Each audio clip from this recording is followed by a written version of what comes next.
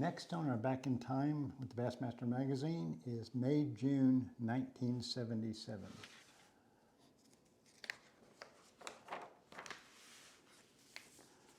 This gentleman here, you know, y'all often heard, and this is not, it's just my opinion, who the best bass fishermen I ever met were. And y'all, a lot of you have heard about Elroy Kruger. I've mentioned him on and off a bunch. This at his time was probably also one of the very, very, very, very best. His name was Dave Gleby out of California. He was a disciple of D. Thomas. He was a flipper. And I was at the point in my career, I could not easily be amazed by another angler's performance because I knew how a lot of them were getting on fish, even the ones winning. Because back then it was, how much help could I get? And, you know, do I have any cousins or relatives on that area that I can get help from? This guy was unique in the sense, I've never seen an angler like him, and I don't know ever will. And I will kind of explain that a little bit. Dave won 3 in a row on this year, or maybe before, because we're in the early, well, no, this year. He came from California. I'm going to read it because I can't remember the lakes and all of them. But he won a tournament on Lake Okeechobee, and it was a Jerry Ryan tournament. Jerry had some giant tournaments on back then. And the tournament was on Lake Okeechobee, and he won it with 95 pounds and 3 ounces at 4-pound average. And it was a 3-day event, okay? A 3-day event, and he had 95 pounds. And never fished the lake before. The nearest guy, the second place, was 30 pounds behind him. And in that tournament, Lake Okeechobee had a ton of Florida anglers in it. Then he went on, and in an American Angler National Tournament on Lake Sam Rayburn, he won it, and I fished that tournament. Then the third week, it was almost 3 weeks in a row. The third week, he fished a BASS on Toledo Bend, and he won it. And he was doing something nobody had ever done in both of those. In fact, all 3 of the wins. He was doing something nobody had ever done. And me and him became fairly close. About as close as you can get to Dave Gleby. And we started fishing together. And I'll never forget a tournament shortly after this. We fished on Sardis Lake in Mississippi. Dave and I, we never talked much about what we were doing. I knew what Dave did. He was a flipper 90% of the time. But in the first day of the tournament, he had 26 pounds and I had 25. He was first and I was second, leading the tournament. And we fished in the same creek. And this was only a 2-day tournament. And the next day, I was in a flight ahead of him, so I knew I'd get in the creek before him. And I said, I'll just start on the same bank, Dave, and you know, that I did yesterday, and I won't mess with the bank you were fishing. And he just nods like Dave normally does. He doesn't ever get into anything deep mentally. And I got there, started catching fish, and Dave never showed up. Never showed up, and I thought for sure he must have had an engine problems. So we weighed in that evening, and I had another pretty good string. And Dave weighed in with the biggest string of the tournament. I go, Dave, what'd you do? He said, well, you know, I was headed over to the creek, but I realized I've been here a week and I haven't been up the river yet. I have to go up the river and look around. And he goes up the river and catches the biggest string of the tournament in water he had not fished in practice. That was Dave Gleby. And I found out later, I drew him in the U.S. Open at Lake Mead one time. We drew each other. And so I'm one of these that have to, like a Navy SEAL, I got to rehearse everything in advance. Okay, Dave, we're going to go here, and then going to go here. And okay, what if the wind's blowing there? And what if other fishermen are here? Rehearse it all in advance. Dave would not answer a single question. He just kind of nodded. Well, okay. And I said, okay, you know, you have an area you want to start in tomorrow? Yeah, he said, I want to go up to Pierce's Ferry. Okay, that's good. I like that area. Okay, we take off that morning, and Dave, we're running, and we get out into Virgin Basin. All of a sudden, he takes a left and goes up the Salt River arm. I said, Dave, where are we going? Oh, I just changed my mind. Really? Anyway, to make a long story short, that was Dave. He never had a plan. He strictly fished by instinct on what he was feeling that moment. And the only thing that Dave, I never could figure him out. I knew where to always find him at night though. So when I would find him at night, he would be at the nearest Pac-Man machine, playing Pac-Man. And he would play for hours. And that was him. He was probably, we talk about fishing in the moment. I've never been around somebody that can do that except Dave Gleby.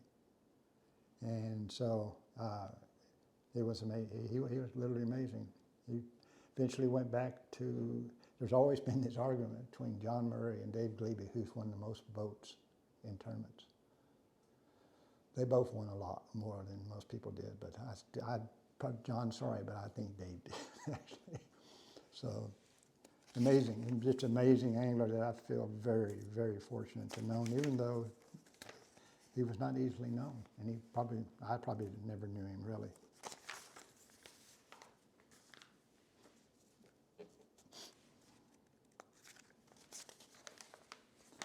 Oh, and this is my favorite.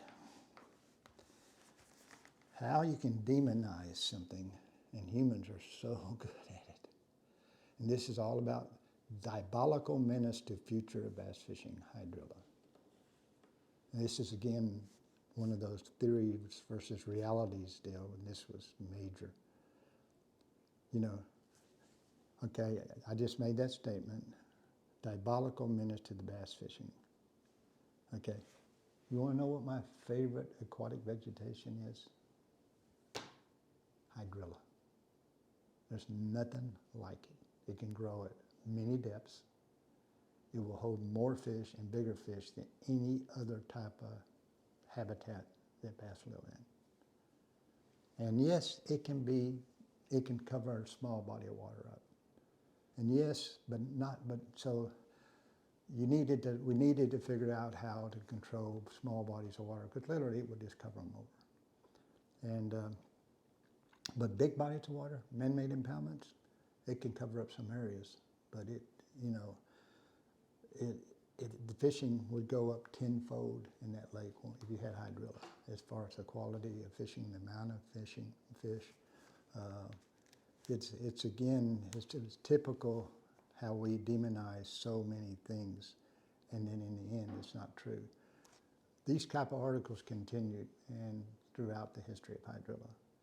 And the people who no fisherman I ever met give them any credit. It was strictly, these articles were written for resort developers on lakes. It's just, it's insane when they finally started poisoning it with these poisons that I guided on Lake Conroe and it had Hydrilla. And when they started using that poison in it, you go over and I pick up the cans, which they had high school kids putting out.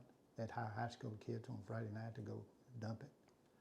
And you were supposed to dump it in certain amounts in certain areas. And those cans, each one of them would have written on it, because they just throw them overboard.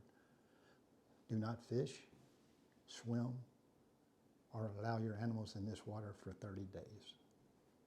And they never, ever, even I took them cans and sent it in to the local writers, and they wouldn't print it.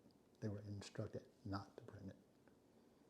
So the demon in this was man himself, and how we thought we had to control this invasive species called Hydrilla. Of course, it's been one of many so-called invasive species.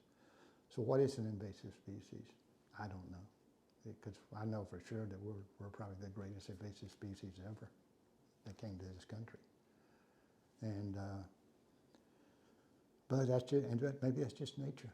Nature's going to keep changing, but it makes me sad when I read this because I saw what it did to Conroe. It destroyed Lake Conroe. We fought against it and we won. We won. They couldn't even put that stuff in it anymore. And they couldn't keep dumping stuff. But you know what that state did? The state, the legislature, after we had been won with the Parks and Wildlife against these people doing all this, they gave Lake Conroe to Texas A&M as a test tube baby. And so Texas A&M took it over, and they basically allowed it to happen. So, okay, I get off my rant there.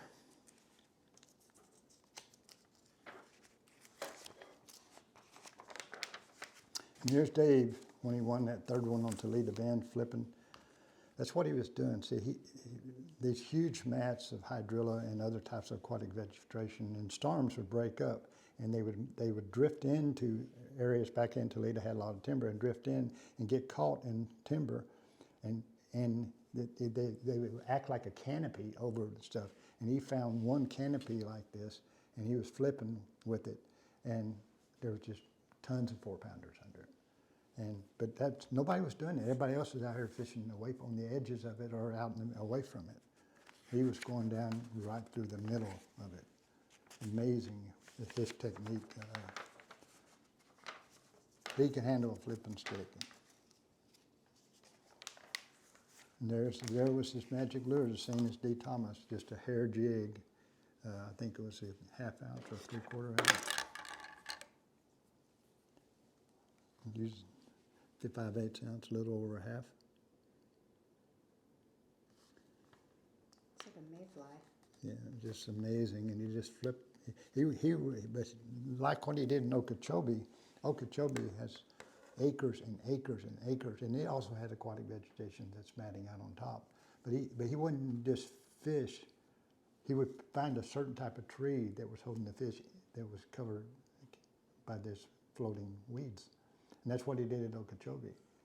His partner, I didn't fish that one, but his partner that drew him one day said he would crank up and idle through a mass of weeds that were on top to 4 or 5 reeds, cattails sticking up in the weeds. And he'd flip a jig in there and he'd say catch 3 or 4 out of it. Then he'd just crank up, idle. He wouldn't fish the huge areas of bulrush and stuff. He'd just find areas that were matted in, and that's what flippers did. They isolated certain targets where the fish would hold, and that's all they would fish. Flipping was a very, very efficient technique because you were always keeping your bait in front of the fish. And pick it in, drop it in, pick it in, you're putting it right on his nose. And if you could isolate where he was holding under that stuff, which Dave was the best at, then he hardly ever made a bad cast. It's very similar to modern day scopers. He didn't flip when he had a high probability that he was flipping it on a fish's nose.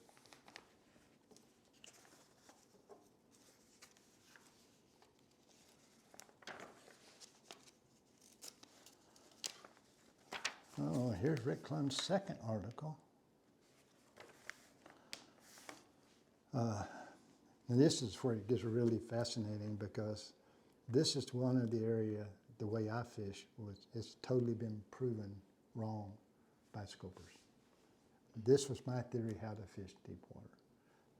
And there's a lot of things in it that I say that are accurate, and scoping has proved even more accurate. And this is the key word, efficiently. We knew they were moved deep after the spawn, but we didn't really know exactly what that meant. And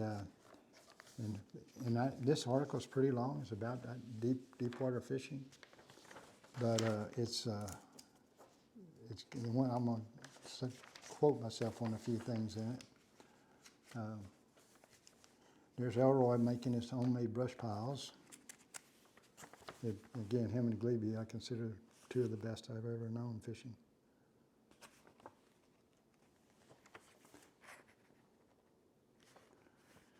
Elroy's taking the whole forest with him there.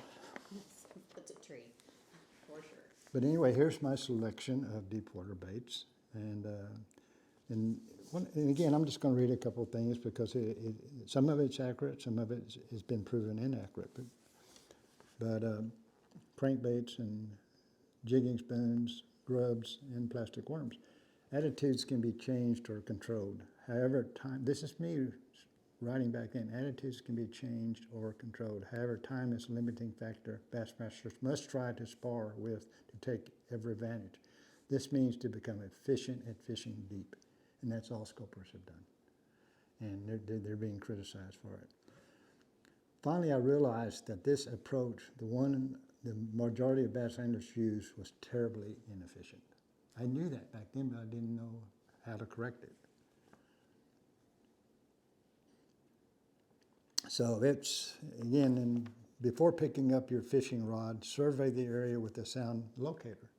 So I got to become more efficient with deep water fishing, but I would not just randomly cast. I would survey the area, I'd look for shad, just like almost every angler does nowadays, and I would look for differences on the structure. It could be a long point, but this little section had stumps on it. This little section had a pile of rocks on it.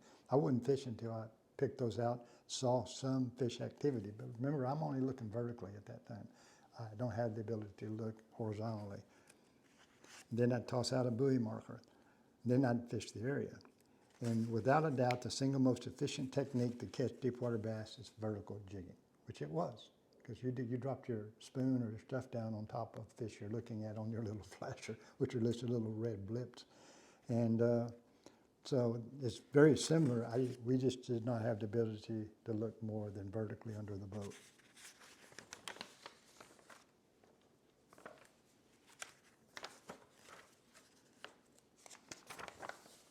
Oh, here's another sponsor. Woohoo! Yeah, there's a real sad story with this. I'm not sure I should say. Why not? We were shooting this at my home in Montgomery, Texas, and we were shooting an infomercial. This wasn't what we were shooting. We'd shot this earlier. And the gentleman that invented this got a call from home, and his son on a four-wheeler had died. And he had to leave, so it's just hard to look at that without remembering that. Okay, here's some baits that were being made this time, typical manufacturers trying to pick up on a theme, but they were called president baits. Can any of y'all guess what president this might have been? These are peanuts. Any of you? Come on, Jimmy Carter. He was the peanuts farmer, remember? And so they were making presidential lures, and they swore they caught fish. And here's another ad. So, you know, like I said, life turned around for me when I won the Classic, with hardly any sponsors except Falcon Boat Company in Houston, to having a lot back then especially.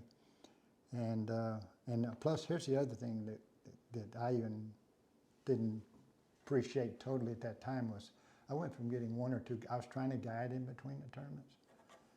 You know, I'd already been thrown out of my house when we were living in a $125 rent house on Lake Conroe. So I was trying to get at least one or two guide trips, a month, and that's about all I was getting. And the guide fee back then was $60 for a half day and $60 for a full day and $40 for a half day. It just, again, so, but my guide trips went phenomenal. If I had 150 guide days open, they were all gone. Which when I was getting one or two before the Classic went, now they were all gone.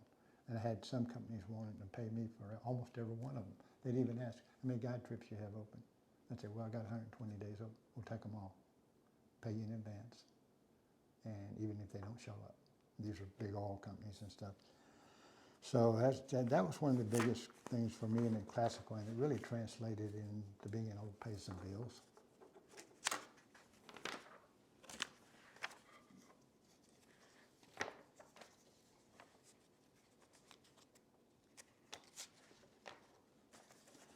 Al Linder, he was a very good angler and one of the more intelligent ones. Roland gets a lot of the credit for describing and presenting the art of fishing as a science. But Al and his brother with the End Fisherman Group really did a phenomenal job in that area. And he happened to win this tournament on on Lake Gaston. And the interesting for me thing was that I placed pretty high in this tournament, using a technique people don't associate with me. Let's see, here's Al. He won the tournament. And I ended up pretty high, like I said, 16th. And but I caught 23 fish, and not very many people caught that many fish. In fact, Bill Dance is the only one that caught 23 outside of me. I always looked at that. Even though I might not be as high as them, I was catching more fish than them. And that was really a source of confidence for me. And the way I caught these fish was on an open face spinning reel with a Charlie Brewer 1/8 ounce slider head and a little 4-inch worm, and skipping it under docks. Every fish I caught in this tournament. And which nowadays people wouldn't believe that if somebody else told them that.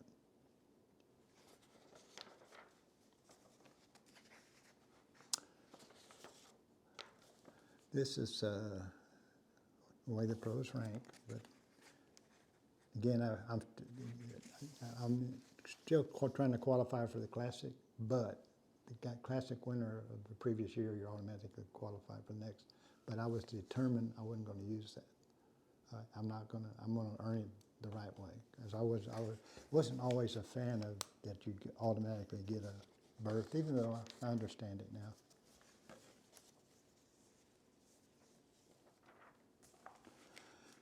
And this is one Dave Gleby won. 20 fish that weighed 83 pounds. And then I was 21st, and I actually had 26 fish, but I was way behind him. He was catching the right ones.